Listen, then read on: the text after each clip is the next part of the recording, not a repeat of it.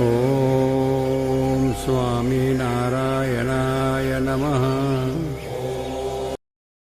સ્વામિનારાયણ હરે વચનામૃત ગરડા મધ્ય પ્રકરણનું 62મું આત્મનિષ્ઠા, પતિવ્રતાપણું ને દાસપણાનું. સ્વામિનારાયણ હરે સંવત 1881ના માક્ષર સુધી બીજને દિવસ સ્વામી શ્રી સહજાનજી મહારાજ શ્રી ગરડા મધ્યે દાદા ખાચરના દરબારમાં ઉત્તરાદે દ્વાર ઓરડાની ઓસરીએ ઢોલિયા ઉપર વિરાજમાન હતા અને શ્વેત પાગ મસ્તક ઉપર બાંધી હતી તથા શ્વેત ચોફાડ ઓઢ્યો હતો તથા શ્વેત ખેસ પહેર્યો હતો અને શ્રીજી મહારાજના મુખારવિંદની આગળ મુનિ તથા દેશ દેશના હરિભક્તની સભા ભરાઈને બેઠી હતી. પછી શ્રીજી મહારાજે પોતાના ભત્રીજા જે અયોધ્યા પ્રસાદજી ને રઘુવીરજી તેમને બોલાવીને કહ્યું છે, તમે અમને પ્રશ્ન પૂછો. પછી પ્રથમ અયોધ્યા પ્રસાદજીએ પ્રશ્ન પૂછ્યો છે, આ સંસારને વિશે એવો પુરુષ હોય જે આઠો પહોર તો સંસારની વિટમણામાં રહ્યો હોય અને ગમે એવું યોગ્ય અયોગ્ય કર્મ પણ થઈ જતું હોય અને તે એક ઘડી કે બે ઘડી ભગવાનનું ભજન કરતો હોય ત્યારે તે ભજનને કરીને તેણે દિવસ બધામાં પાપ કર્યું તે બળે કે ન બળે એ પ્રશ્ન છે. પછી શ્રીજી મહારાજ બોલ્યા છે, સારો દિવસ પ્રવૃત્તિ માર્ગમાં રહીને ગમે તેવી ક્રિયા કરી હોય ને ભગવાનનું ભજન કરવા બેસે તે સમયે એ ભજનના કરનારાના ઇન્દ્રિયો, અંતઃકરણ અને જીવ એ સર્વે એકાગ્ર થઈને જો ભજનમાં જોડાય તે એવી રીતે એક ઘડી કે અડધી ઘડી પણ જો ભગવાનના ભજનમાં જોડાય તો સમગ્ર પાપ બળીને ભસ્મ થઈ જાય છે. અને ઇન્દ્રિયો, અંતઃકરણને જીવ તે એકાગ્ર થઈને જો ભગવાનના ભજનમાં ન જોડાય તો એના ભજન થકી તો ઘડી કે અર્ધ ઘડીમાં પાપ ન બળે અને એનું જે કલ્યાણ તે તો ભગવાનને પ્રતાપે કરીને થાય એનો એ જ ઉત્તર છે. પછી રઘુવીરજીએ પ્રશ્ન પૂછ્યો છે, હે મહારાજ, આ જીવનો મોક્ષ તે કેમ કરે ત્યારે થાય છે? પછી શ્રીજી મહારાજ બોલ્યા છે, જેને પોતાના કલ્યાણની ઈચ્છા હોય તેને પોતાનું દેહ, ધન, ધામ, કુટુંબ, પરિવાર એ સર્વને ભગવાનની સેવામાં જોડી દેવા અને ભગવાનની સેવામાં જે પદાર્થ કામ ન આવે તો તેનો ત્યાગ કરી દેવો. એવી રીતે જે ભગવાન પરાયણ વર્તે તે ગૃહસ્થાશ્રમી હોય તોય પણ મરે ત્યારે ભગવાનના ધામમાં નારદ સંકાદિકની પંક્તિમાં ભળે અને પરમ મોક્ષને પામે એનો એ જ ઉત્તર છે. એવી રીતે શ્રીજી મહારાજ વાર્તા કરીને પછી પોતાની ઈચ્છાએ કરીને બોલતા હવા છે, અમે જે દિવસથી વિચારીએ છીએ તે દિવસથી અમારી નજરમાં એમ આવે છે જે જીવના કલ્યાણને અર્થે 3 અંગ છે તે અતિ સુખદાયી છે. તેમાં એક તો અતિશય આત્મનિષ્ઠા, જે સુખજીની પેઠે આત્મરૂપ થઈને પરમેશ્વરનું ભજન કરવું, અને બીજું પતિવ્રતાનું અંગ, જે ગોપીઓની પેઠે પતિભાવે ભગવાનનું ભજન કરવું, અને ત્રીજું દાસપણાનું અંગ, જે હનુમાનજી તથા ઉદ્ધવજીની પેઠે દાસભાવે ભગવાનનું ભજન કરવું. એ 3 અંગ વિના કોઈ રીતે કરીને જીવનું કલ્યાણ થતું નથી. અને અમે તો એ 3 અંગને દ્રઢ કરીને રાખીએ છીએ અને તે 3 અંગમાંથી જેને એકે અંગ દ્રઢપણે હોય તો તે કૃતાર્થ થાય છે. અને હવે એ 3 અંગવાળાના જે લક્ષણ તે નોખા નોખા કરીને કહીએ છીએ તેમાં આત્મનિષ્ઠાવાળાનું તો એ લક્ષણ છે જે એક કોરે તો આત્મા છે અને એક કોરે તો દેહ, ઇન્દ્રિયો, અંતઃકરણ, 3 ગુણ, 5 વિષય એ આદિ જે માયનું ટોળું તે છે. અને એ બેના મધ્યને વિશે જે વિચાર રહે તે વિચાર જ્ઞાન સ્વરૂપી છે. તે વિચાર જેમ વાયુ રહિત સ્થળને વિશે દીપકની શિખા અતિશય સ્થિર થઈને રહે છે તેમ સ્થિર થઈને રહે છે. અને તે વિચાર દેહ, ઇન્દ્રિયોને અંતઃકરણ એમને આત્માસંગાથી એક થવા દેતો નથી અને તે વિચાર પણ આત્માસંગાથી એક થતો નથી. અને જ્યારે તે વિચારને જીવ પામે છે ત્યારે તે જીવની વૃત્તિ કાશી સુધી લાંબી હોય તે વરતાલ જેટલામાં આવે છે, અને પછી તે વિચાર જ્યારે દ્રઢ થાય ત્યારે વરતાલ થકી આ ગઢડા જેટલામાં આવે છે, ને પછી આ ગઢડા જેટલે લાંબી વૃત્તિ હોય તે સંકેલાઈને પોતાના દેહ જેટલામાં રહે છે, અને પછી દેહમાંથી વૃત્તિ ટૂંકી થઈને ઇન્દ્રિયોના ગોલકમાં જ રહે છે, અને પછી ઇન્દ્રિયોના ગોલક થકી ઇન્દ્રિયોની વૃત્તિ છે તે અંતઃકરણ સન્મુખ થઈ જાય છે, ને પછી ઇન્દ્રિયોની ને અંતઃકરણની જે વૃત્તિ છે તે આત્માને વિશે લીન થઈ જાય છે, ત્યારે એ જીવના વાસનાલિંગ દેહનો નાશ થયો કહેવાય છે. અને એ વિચાર છે તે જ્યારે આ જીવ સંગાથે મળે છે ત્યારે તે જીવના હૃદયને વિશે પ્રકાશ થાય છે, અને પોતાના આત્માનું બ્રહ્મરૂપે દર્શન થાય છે, ને તે બ્રહ્મને વિશે પરબ્રહ્મ જે નારાયણ તેનું પણ દર્શન થાય છે. અને તે દર્શનના કરનારાને એમ અનુભવ થાય છે જે હું આત્મા છું, અને મારે વિશે જે પરમાત્મા છે તે અખંડ રહ્યા છે. અને એવી રીતની અખંડ સ્થિતિ રહે એ આત્મનિષ્ઠાની અતિ ઉત્તમ દશા છે. અને પતિવ્રતાનું જે અંગ છે તે તો વ્રજની ગોપીઓના જેવું જોઈએ. જેમ ગોપીઓએ જે દિવસ થકી શ્રી કૃષ્ણ ભગવાનના ચરણાવીનો સ્પર્શ કર્યો તે દિવસ થકી જેટલા સંસાર સંબંધી જે સુખ તે સર્વે ઝેર જેવા થઈ ગયા, તેમ જેને પતિવ્રતાના અંગની ભક્તિ હોય તે ગમે તો ઇન્દ્ર જેવો રૂપાળો પુરુષ હોય, તથા દેવતા જેવો હોય, તથા કોઈક રાજા હોય, ને તેને જ્યારે દેખે ત્યારે જેમ સડેલ કૂતરાને દેખે અથવા વિષ્ટાને દેખે ત્યારે અતિશય ગ્લાનિ પામીને દ્રષ્ટિ પાછી ખેંચી લે છે, તેમ દ્રષ્ટિ પાછી ખેંચાઈ જાય. તે ઉત્તમ પતિવ્રતાની રીતિ છે. તે માટે જેની એક ભગવાનની વિશે જ પતિભાવે કરીને વૃત્તિ જોડાણી છે તેનું બીજા કોઈ પુરુષને દેખીને મન રાજી થાય જ નહીં. અને ત્રીજું, જેને દાસભાવે કરીને ભક્તિનું અંગ છે તેને પણ પોતાના જે ઈષ્ટદેવ છે તેનું જ દર્શન ગમે, અને તેની જ વાર્તા સાંભળવી ગમે, ને પોતાના ઈષ્ટદેવનો સ્વભાવ ગમે, અને તેની જ પાસે રહેવું ગમે. એવો પ્રીતિવાન હોય તો પણ પોતાના ઈષ્ટદેવની સેવા સારું ને રાજીપા સારું રાત દિવસ એમ ઈચ્છા કરે છે. મને મારા ઈષ્ટદેવ કંઈક આજ્ઞા કરે તો હું અતિશય હર્ષે કરીને કરું. પછી પોતાના ઈષ્ટદેવ છે તે આજ્ઞા કરે તો છેટે જઈને રહે તો પણ રાજી થકો રહે, પણ કોઈ રીતે અંતઃકરણમાં ખેદ પામે નહીં, અને આજ્ઞાની વિશે જ પરમ આનંદ માને. એ દાસત્વ ભક્તિની ઉત્તમ દશા છે. એવા દાસત્વ ભક્તિવાળા તો આજ ગોપાળાન સ્વામી છે, અને બીજા મુક્તાન સ્વામી છે. અને એ ત્રણેય અંગવાળા જે ભગવાનના ભક્ત તેમાં ઉત્તમ, મધ્યમ અને કનિષ્ઠ પક્ષ છે. અને એથી જે બહાર રહ્યા તે તો કેવળ પામર કહેવાય. માટે એ ત્રણમાંથી એક અંગ પરિપૂર્ણ થાય ને તે કેડે દેહ મૂકે તે તો ઠીક છે, અને એ ત્રણમાંથી એકેય અંગ જેને પરિપક્વ ન થયું હોય ને તેને જે મરવું તે ઠીક નથી. અને તે તો 5 દાડા વધુ જીવે ને પોતાની અણસમજણને ટાળીને ને એ ત્રણ અંગમાંથી કોઈક એક અંગને દ્રઢ કરીને મરે એ જ ઠીક છે. અને વળી આ જીવનો તો એવો સ્વભાવ દેખાય છે જે જ્યારે ગૃહસ્થાશ્રમમાં હોય ત્યારે સંસારનો ત્યાગ કરવો ગમે, અને જ્યારે ત્યાગ કરે છે ત્યારે પાછા સંસાર સંબંધી સુખના ઘાટ થયા કરે.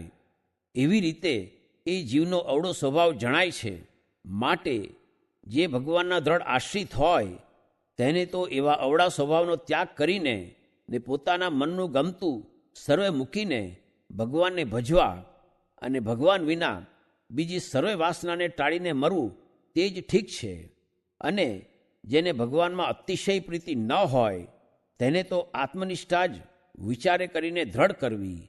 કેમ જે ભગવાનના ભક્ત હોય તેને કાં તો આત્મનિષ્ઠા દ્રઢ જોઈએ ને કાં તો ભગવાનને વિશે અતિશય દ્રઢ પ્રીતિ જોઈએ. અને એ બે અંગમાંથી જેને એક અંગની અતિશય દ્રઢતા ન હોય તેને તો જે આ સત્સંગના નિયમ છે તેમાં દ્રઢપણે કરીને રહેવું તો જ સત્સંગી રહેવાય, નહીં તો સત્સંગ થકી બહાર પડી જવાય.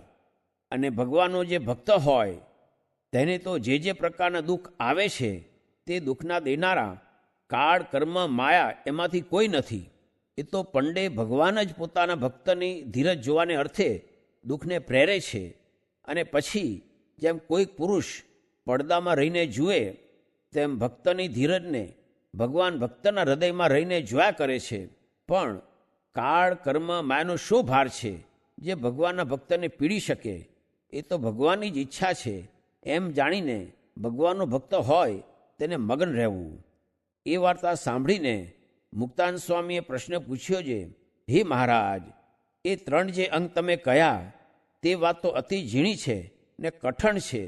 તે કોઈકના જ સમજ્યામાં આવે ને કોઈકના જ વર્ત્યામાં આવે, પણ સર્વેને ન આવે.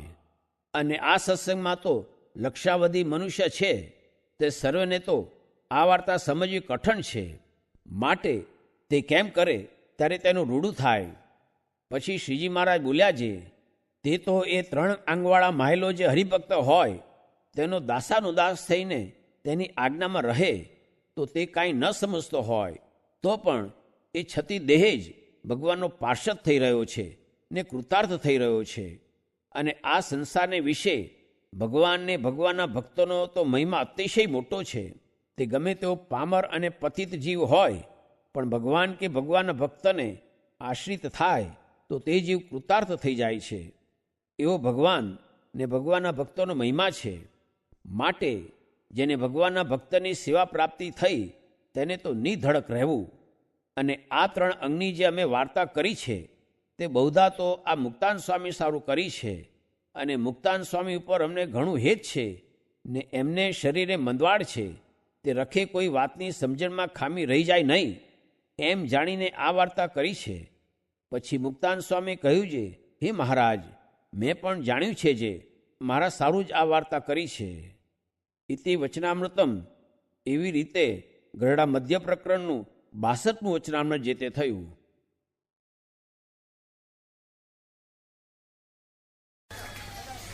સ્વામિનારાયણ ભગવાનની જય.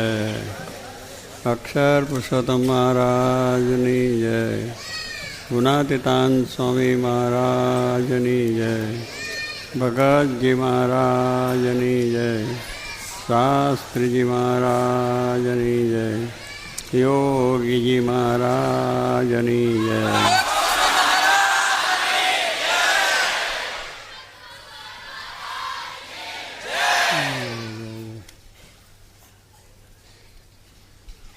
વેશ બહુ સારો ભજ્યો છે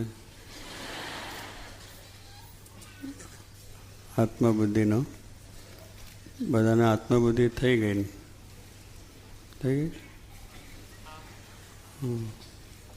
હમનો પછી ઘર ભેગા થશો.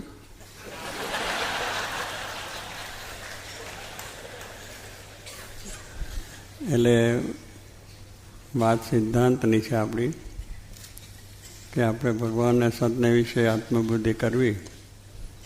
એ આપણા વાતો થાય છે અને કરીએ છીએ અને સાંભળીએ છીએ.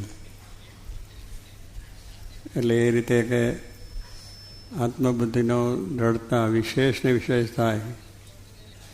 એટલા માટે આપણે બધા અધિવેશનો આવા ઉત્સવ પ્રસંગો બધી વાત કરીએ છીએ. કારણ કે અનાદિકાળથી જીવને દેહ છે, દેહના સંબંધી છે, એમાં આત્મબુદ્ધિ એવી થઈ ગઈ છે. અને આત્મબુદ્ધિને લઈને એનામાંથી છૂટા પડવું બહુ કઠણ પડે છે. કારણ કે એવી આત્મબુદ્ધિ થઈ ગઈ છે કે છૂટા પડાય જ નહીં. પણ જો એવા સત્પુરુષ મળે, ભગવાનનો આપણને આશરો કરાવે, મહિમા સમજાવે, તો એમાંથી છૂટા પડી શકાય. બાકી બીજું કોઈ આપણને આપણા સગા વાલા સ્નેહી મિત્રો કોઈ પણ આપણને એમાંથી છૂટા પાડી શકે એમ નથી. આપણને જગતને માર્ગે લઈ જાય. એટલે આત્મબુદ્ધિ હોય તો પછી નિયમ નિશ્ચયને પક્ષ એ આપણો દ્રઢ થાય. કારણ કે આપણે આત્મબુદ્ધિ થઈ હોય તો એમને આપેલા નિયમોની દ્રઢતા થાય. પણ અહીંયાથી નિયમ લઈને જઈએ અને પછી મિત્ર મળી ગયો તો સિનેમાની ટિકિટ લઈને આવ્યો હોય, બાલું ન જોવું, ન ખાવું, ન પીવું, અમને પ્રતિજ્ઞા લેવડાવી. અને બધી પ્રતિજ્ઞાઓ આપણે લીધી, પણ પછી એનું અમલ કરવો એ બહુ મોટી વસ્તુ છે. એટલે ગમે તે થાય તો પણ, ગમે તે ભોગે, ગમે તે કારણે પણ મારે ભગવાનને સંતને રાજી કરવા છે એવો દ્રઢાવ હોય તો ગમે એટલો લાભ થતો હોય જાય. નકર સહેજ દુનિયાનો લાભ મળી જાય ને તો નિયમ ચૂકી જાય. જ્યાં જગતની મોટપ મળી જાય ને તો આપણા નિયમ ચૂકી જાય. અને સારી સારી વાણીઓ દીઠી હોય તો પણ જાય. બજારમાં જઈએ, હરવા ફરવા જઈએ, ઘણી રીતની આપણા નિયમ લોપાઈ જાય છે બહાર ફરવા જવામાં પણ. એટલે કહેવાનું કે જે નિયમ લીધો છે એ આપણે શિર સાથે પાડવો જોઈએ. અને એવા શિર સાથે જો નિયમ પડાય તો કોઈ જાતનો વાંધો ના આવે. ગુણાતાન સ્વામીએ અભેસી દરબાર હતા, એમને બહુ જ વ્યસન હતું. દારૂ એ પીવે, મોસારે કરે અને ચકલાની જીભોએ મારી મારીને ખાય, પશુને બધું. એમના પિતાશ્રીને સત્સંગ ઘણો સારો હતો, અભેસિક બાપુને. અરે એમના પિતાશ્રીને અભેસિક બાપુ એમના દીકરા. એટલે એ બધે રસ્તે ચડી ગયેલા. આજે કહે છે ને છોકરો અમારો અવરે રસ્તે ચડી ગયો. બાપ પહેલાં બહુ હેત ભેદ કરતા હોય, પણ પછી જ્યારે થાય ત્યારે કે આ બધો અવરે રસ્તે જતો રહ્યો. પહેલાં તો છોકરાના વિશે હેત હોય, બધું ઘણી જાતનું પ્રીતિ પણ હોય, પણ જ્યારે એની આજ્ઞામાં ન રહે અને અવરે રસ્તે જાય ત્યારે પછી કે સ્વામી અને સુધારો. પણ તમે પહેલાં સુધાર્યો નહીં, પછી અત્યારે સુધારવા એ લાવો છો. કેવી રીતે સુધરે? કારણ કે પહેલે નાનપણથી જે આપણે એને ટ્રેનિંગ આપવી જોઈએ ઘરની અંદર, કે જન્મે ત્યાંથી જ એને આપણા સંસ્કારો પડે. આપણા સંસ્કારો છે એ ગર્ભ સંબંધ કહીએ છીએ. કહે છે ગર્ભમાંથી, માતાના ઉદરમાંથી જ આપણા સંસ્કારો શરૂ થઈ જાય.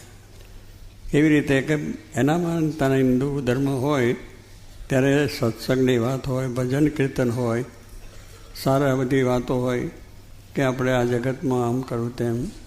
એ છોકરું અંદર જે સાંભળે છે. આપણે કંઈ છોકરું ક્યાં, પણ છોકરાને ત્યાંથી સંસ્કાર પડે કે આ વાત છે એને ત્યાં મળી જાય છે. આ તો આપણે બધું બીજી રીતે, વિજ્ઞાનની રીતે કે બીજી રીતે પણ આ બધી વસ્તુ છે જ. અને આપણા શાસ્ત્રો તો કહે છે જ, એ સત્ય છે. વિજ્ઞાન કહેતું હોય કે ના કહેતું એની જોડે સંબંધ નથી આપણે. પણ આપણે કહે છે ગર્ભ શ્રીમંત બોલાય છે. ઘણા વખત લોકો જાણતા આ ગર્ભ શ્રીમંત છે, એટલે એને ગર્ભમાંથી શ્રીમંત આ બધા સંસ્કાર મળ્યા. ખોટું ન કરવું, ખરાબ ન કરવું, ચોરી ન કરવી, અનેક રીતે ભગવાનની ભક્તિ કરવી, આ છે તે છે. તો એ સંસ્કાર એને મળ્યા હોય તો પછી એના સંસ્કાર જાય નહીં. જે પ્રહલાદને મળ્યા, જે ધ્રુવને મળ્યા, એ નાનપણથી જ હતા એમના સંસ્કાર. તો ભગવાન ભજવા માટે આત્મબુદ્ધિ હતી નહીં તો ભગવાન ભજવા ગયા. પ્રહલાદના બાપે એને અનેક રીતે મારી નાખવાના ઉપાય કર્યા, તોય ડરતા રાખી. પણ આપણે તો સહેજ જેવું થઈ જાય કે મૂકવાનું પડ્યા માથાકૂટ કરીને એમ લઈને પડી જાય. ભગવાનને ભજવાના મૂકી જાય ને આવવાનું થઈ જાય. રવિવારની સભામાં ના આવી શકે, પછી પ્રોગ્રામમાં તો ક્યાંથી આવી શકાય. આપણે સહેજ સહેજ બાબતમાં એવું થયા. પણ પ્રહલાદના બાપાએ મારી નાખવાના જ ઉપાય કર્યા. પર્વત ઉપરથી પછાડ્યો, હાથીના પગ નીચે નાખ્યો. એના હોળિકા છે એને એવું વરદાન હતું હોળિકાને કે પોતે પોતાના શરીરમાંથી અગ્નિ પ્રગટાવે તો એ બળે નહીં. એ બીજો બેઠો હોય તો એની બળી જાય. તો એ હોળિકા છે એ એના બેન હતો એટલે એના ખોળામાં બેસાડ્યો અને પેલા એ અગ્નિ પ્રગટાવ્યો તો એને બળ્યો નહીં. કારણ એને ભગવાનમાં શ્રદ્ધા જ હતી કે ભગવાન છે મારા, મને કશું થવાનું નથી. પેલા એ પગને હાથીને બાંધ્યો તોય પણ એને વિચાર નહોતો કે મારા સ્વામી બધું થાય. તો કે આ તો આખ્યાન છે ને આપણે સાંભળીએ છીએ. તો કહેવાનું કે આ એક ભગવાન સાથેનો અડગ નિશ્ચય કહેવાય. અડગ આપણો એક આત્મબુદ્ધિ કહેવાય મોટા પુરુષના વચન. પણ તે ઘડી આપણે ભૂલી જઈએ કે ના ભલે ને કંઈ આવે ભાઈ આ નહીં ને બીજે જન્મે જન્મ થાય આપણું કલ્યાણ થશે. અત્યારે આ જન્મે કંઈ કરવું એવું બહુ છે. પણ અત્યારે જે આવી સાહેબી, આવી જાહો જલાલી, અનેક જાતના નાટા રંગ અને આવું શરીર જો જાડું થતું હોય તો વધારે સારું કરી શકે, એમાં આપણે વાંધો નથી, પાતળું કરવાનું નથી. પણ કહેવું આવી બધી પ્રલોભન છે આપણી પાસે કે આજનું જીવન એવું છે કે પશ્ચિમ વાતાવરણમાં છે, એટલે એમાંથી આપણને અનેક જાતના પ્રલોભન આવે, સામેથી આવે, એને મૂકવા બહુ કઠિન છે. અને મૂક્યા એ રાજ થઈ જાય. તો કહેવાનું છે કે અભયસિંહ દરબારને આ વ્યસન હતું. ગુણાત્યાન સ્વામી ગયા અને એમના બાપાએ કહ્યું, સ્વામી અમને આવું બધું છે. સ્વામીએ બેસાડીને વાત કરી અભયજીને કે ભાઈ આપણે મનુષ્ય દેહ મળ્યો છે, આ લોકો પશુઓને મારીને આપણે ખાવું, ભગવાને આપણે મહેનત કરવા હાથ પગ આપે, મહેનત કરો, જે ભગવાન આપણે ખાવાનું આપે વેજીટેરિયન ખાઈ લેવું. પણ આ રીતે પશુઓને દારૂ ને બીજું ત્રીજું શરીર, એટલે સ્વામીના ગુણાતીત સ્વામી તો અક્ષરનો ઉતાર હતા. એ શબ્દો થોડા એમને અડધો કલાક વાતો કરી, પહેલાં નક્કી થઈ ગયું કે સ્વામી તમે કહો એમ કરવું. એ પાણી લીધું, વર્તમાન મૂકી દીધા. કાચથી કોઈ દાડો દારૂ ના પીવો, તમાકુનું સેવન ન કરવું, બીજી કોઈ પણ જાતની અભક્ષ ખાવું નહીં, પીવું નહીં, કરવું નહીં, વ્યભિચાર ના કરવો, આ બધી નિયમને લઈ લીધું. પછી એ નિયમ પોતે પાડવું એ તો બહુ પાછું કઠિન છે, કારણ કે પેલો લોભન આવે તે ઘડી આપણું નિયમ છૂટી જાય. અને ખરેખર મિત્ર હોય, હા હમણાં મિત્રએ દૂધ ના પીધું જોયું આપણે કે ના ભાઈ તો નાનો ભણતો હતો એટલે જ. બાપે કહ્યું ભાઈ આવે નહીં, પેલો રડવા માંડ્યા, શું કરો અને સાધુને મરવાનું કહે તો બાપજી તમે તો બહુ દયાળુ કહેવાય, તમે પીવો જ, તમે પીવો એમાં બહુ ભગવાન રાજી થશે, ખાઈએ મરે તેનો વાંધો નહીં. અને તે પાછું કે અહીં નહીં મળતા ગામની ભાગોળે જઈને મરજો, એટલે કે અહીં મરત પાછું અમારો કેસ થાય કે આ તો અમને મારી ગયા. એટલે કેટલો બધો સ્વાર્થ છે, કોક મરે એનો વાંધો.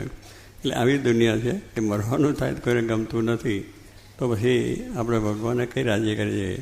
તો બીજાએ આવું મૂકી દીધું છે કે ભગવાનની વિશેનો જેના નિશ્ચય છે ખરેખરો જે એ ભગવાન જ આપણને કલ્યાણને સુખ આપનારા છે.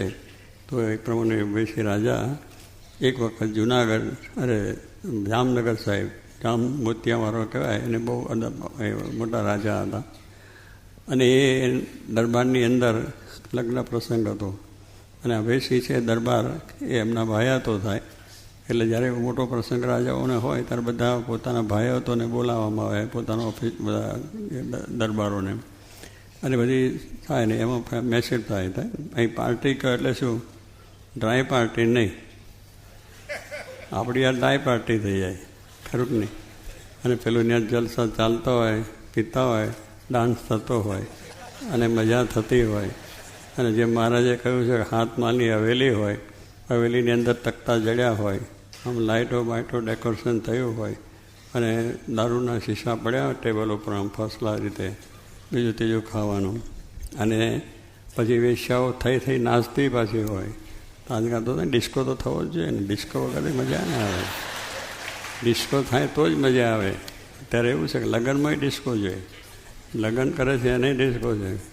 હમણાં તમને વાત કરું કે અત્યારે લંડનથી છોકરા આવ્યા હતા, એક છોકરો આપણો સત્સંગે, બીજા છોકરાના મિત્રો છે એ પણ આવ્યા હતા લગ્નમાં અહીંયા.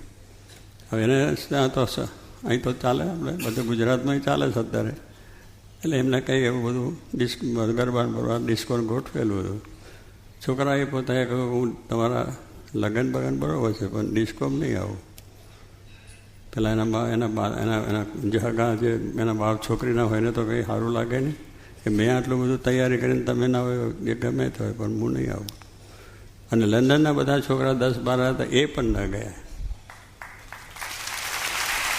આ સમય છે, આ સમય તે ઘડીએ આ ટક્કર જેવી બહુ કરે કે છોકરો કદાચ સસરો ના પાડી દેશે કન્યા વગર જઈશું. અરે કન્યાઓ એ કેટલી મળી દુનિયામાં ને કેટલી વાપરી છે, પણ ભગવાનને રાજી કરવા છે એને ધ્યેય હતો. તો ત્યાંથી આવેલા બધા છોકરાએ કર્યું. તો કહેવું છું આપણે રાજી થયા કે ભાઈ આવા છોકરાઓ પણ શૂરવીર છે, કોઈની મહોબતમાં લેવાતા નથી. અને જો મહોબતમાં લેવાય તો આપણું નિમ્ન પણ રહે, ભગવાનનો પક્ષ પણ ના કહેવાય. અને નિયમ બધા ચૂક્યા એટલે થઈ રહ્યું.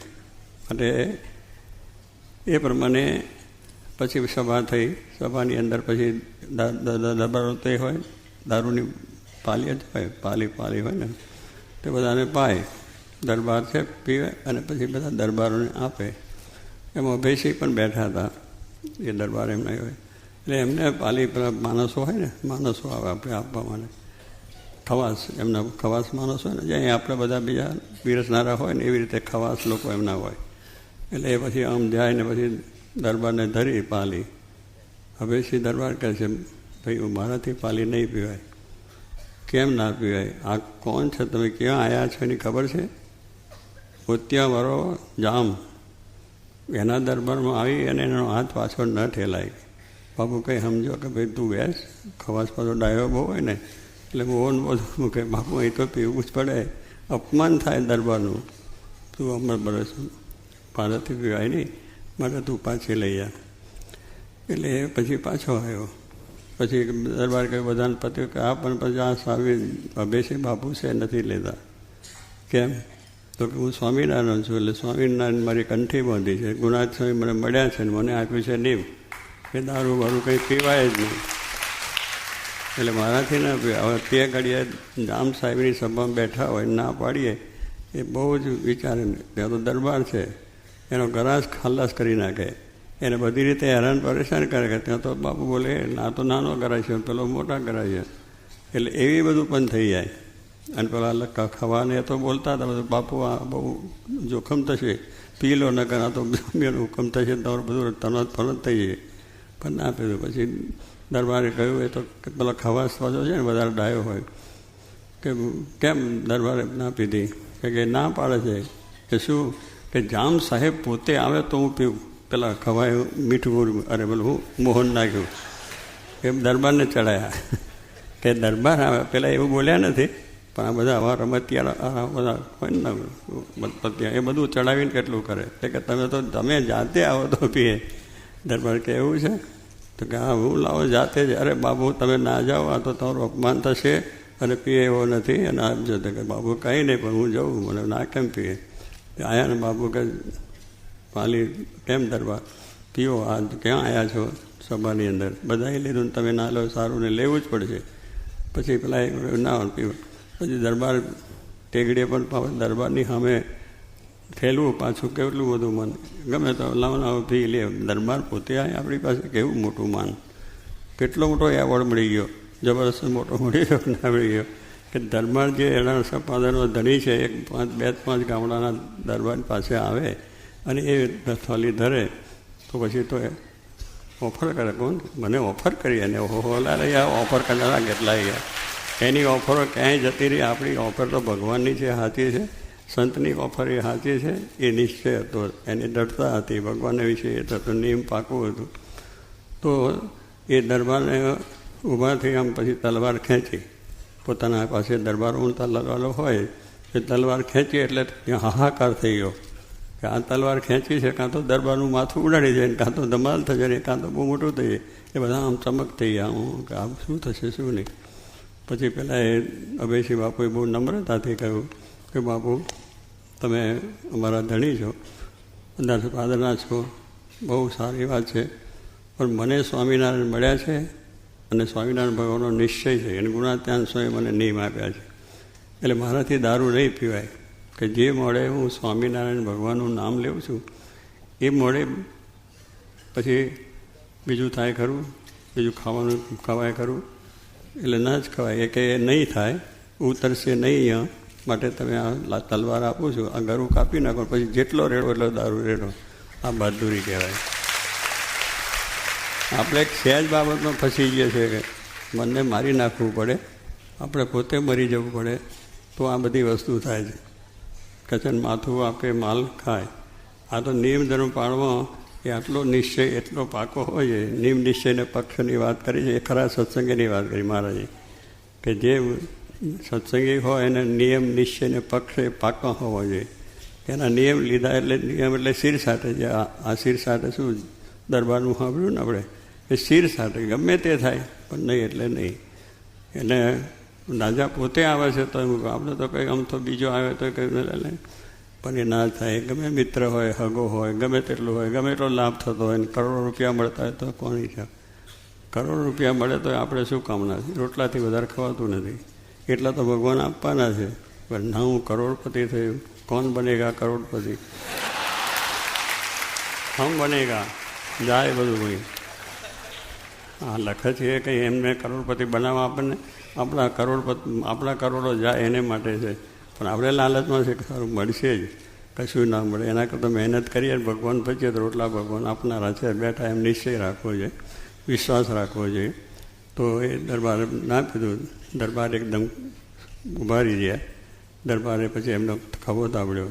વાહ, બહુ દરબાર તમે છો, તમારો નિશ્ચય તમે સ્વામિનારાયણની કંઠી બાંધી છે એટલે હું જાણી રાજી છું કે મારા જે રાજ્યની અંદર એક આવા માણસ પણ સુરવીર છે, એ પોતે નિયમ પોતેનો દર્દ પાડે છે, એમ કરીને શાબાશી આપી અને રાજા.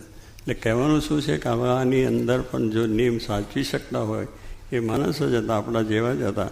પણ એમને એક જ છે કે ગુણાત્યાન સ્વામી વર્તમાન આપે છે અને મહારાજનો મને આશરો કરાયો છે નિશ્ચય, એ મહારાજીમાંથી જવો જોઈએ નહીં. ગમે એટલું દુનિયાની મોટપ મળે કે બાબુ મળે કે કહીએ તે, પણ આપણે થોડે જણ ડોલાઈએ છીએ. તો એ પ્રમાણે આપણા આત્મબુદ્ધિ છે એ કહ્યું હમણાં કે આત્મબુદ્ધિ ભગવાનને સંતમાં થાય અને એવા સત્પુરુષમાં થાય તો આપણે આત્માનું દર્શન આપણે થઈ શકતું નથી. પણ સત્પુરુષને વિશે દ્રઢ પ્રીતિ થઈ એટલે આત્મદર્શન, એ આપણો આત્મા છે એટલે પછી એ પ્રમાણે થાય. અને ભગવાનને વિશે સત્પુરુષ દ્રઢ પ્રીતિ છે, ભગવાનનું સાક્ષાત દર્શન કરવું તો એ જ છે. એ સાક્ષાત દર્શન આપણે થાય એ મહારાજ એમના દ્વારા થાય છે, એ પણ વાત કરી છે. એટલે આત્મબુદ્ધિની આ વાત એ છે. પણ એની સાથે એમને આપણે આપણે પ્રમાણે નિયમ નિશ્ચયને પક્ષ એ પણ એમના થકી જ આપણને થાય. અને એ નિયમ નિશ્ચયને પક્ષ થયો એટલે આત્મબુદ્ધિ સહેજે થઈ જાય. ભગતજીને આત્મબુદ્ધિ થઈ ગઈ, ત્યાગા સ્વામીને થઈ ગઈ છે, મહારાજના વખતમાં સંતો ભક્તોને થઈ છે અને બધી થઈ છે, આત્મબુદ્ધિ થઈ છે. એટલે જગતનો કોઈ વિચાર નહીં, કોઈ મોહ નહીં, મમતા નહીં, આપણું કાર્ય બધું કર્યા કરે. સંસારમાં સરસો રહે ને મન મારી પાસ, તેને સંસાર લોપે નહીં, જાનો હરિનો દાસ. એને સંસાર લોપે જ નહીં, ગમે એટલું બીજું ત્રીજું મળે તો પણ, ગમે એટલી મોટપ મળે ને ગમે એટલા ઇલકાબો મળે ને ગમે એટલા એવોર્ડ મળે, એની કોઈ જરૂર નથી. અને આપણે તો મહારાજને સ્વામીનો રાજીપો થયો એ જ કરવું છે ને. વાત તો આટલી આમાં આવી છે ને, એટલે જાડિયાભાઈ તમે વિચાર કરજો કે આપણે બરાબર રીતે ભગવાનને રાજી કરવા છે અને ભગવાન રાજીથી કરવા છે. તો આ પ્રમાણે આજના થીમ પ્રમાણે તમે જે આપણે આત્મબુદ્ધિ કરીને મહારાજના નિયમ નિશ્ચયને પક્ષ રાખીને મહારાજને આપણે રાજી કરવા છે માટે શિબિરોની અંદર કે આપણે જે બધા ભેગા થઈએ છીએ અને ભેગા થઈને આપણે કરવાનું તો આ જ છે કે દર્શન હોય, સભા હોય, ઉત્સવ હોય, ગમે ત્યાં પણ આપણી વસ્તુ તો આ છે. પણ આ થીમ જે નિયમ નિશ્ચય પક્ષની છે, આત્મબુદ્ધિની છે, એ બરાબર છે કે એમાંથી આપણે થવાનું છે. તો એ આત્મબુદ્ધિ દ્રઢ થઈ જાય અને નિયમ નિશ્ચય પક્ષ થઈ જાય અને ભગવાનને રાજી કરવા છે તે રાજીને રાજી. પણ ઓકા ચાલવું નહીં. આપણું જે છે નિયમો એની અંદર, કારણ કે પછી ડગી ના જવાય. ડગે તો ડગમગાય દિલ જ્યાં સુધી નવ બ્રહ્મ પ્રકાશે. આપણું મન ડગમગ થાય, સારું હવે સ્વામીએ તો કહ્યું છે પણ હવે આવો સમય કેમ થાય, પછી ના તો ચીભડવારો જો મન જીતીને ગયો તો મારા રાજી થયા. પણ આપણે થાય ફરી ના સ્વામી કાંઈ નહીં, સ્વામીને પગે લાગી લઈશું ને માફી માગીશું, પણ લાવી નતા તો એ ના કહેવાય, નિશ્ચય ના કહેવાય, પક્ષ ના કહેવાય. રાજીનો તપો છે નહીં એટલે નહીં. આપણો દેહ પડવાનો નથી, ખાસું પીસું મળશું પણ એના થકી આપણું છે નહીં. એટલે આવું નિશ્ચય રાખી ભગવાન સારી રીતે આપણને થાય. માટે જે કંઈ ભગવાનને વિશે આપણે આ રીતનો આત્મદ્રષ્ટિ થઈને ભગવાનમાં પ્રીતિ કરીને નિયમ નિશ્ચય પક્ષ રાખીને ભગવાનને સંત રાજી થાય એવું બળ મહારાજ આપ સર્વને બધાને આવ્યા છે, જે બધા એને બધાને મળે એ આશીર્વાદ.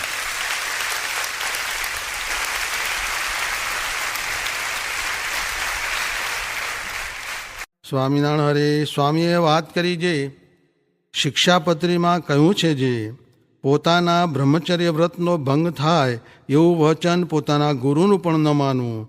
તેમાં એમ સમજવું જે સ્ત્રી, દ્રવ્ય, સ્વાદ, સ્નેહ, માન ઇત્યાદિકનો જોગ થાય અથવા ધર્મ, જ્ઞાન, વૈરાગ્યાદિકને ઘસારો આવે એવું વચન માનવું નહીં.